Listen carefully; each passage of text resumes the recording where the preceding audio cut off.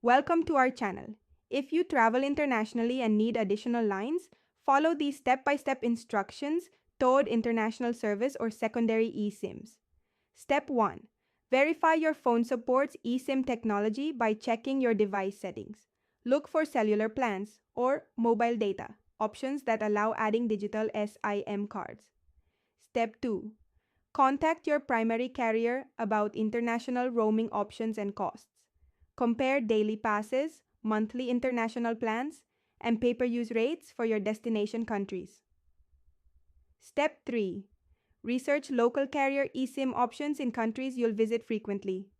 Services like Airalo, Holafly, and local carriers offer affordable data-only or full-service eSIM plans. Step 4. Purchase and download your international eSIM before traveling. Most eSIM providers email QR codes instantly that you scan to install the digital SIM on your device. Step 5. Label your eSIM lines clearly in phone settings. Name them primary US line and travel eSIM so you always know which line you're using for calls and data. Step 6. Configure which line handles calls, texts, and data in your cellular settings.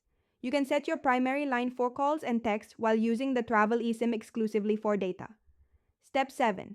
Enable Allow Cellular Data Switching if your phone supports it. This feature automatically switches to whichever line has better connectivity or data availability. Step 8.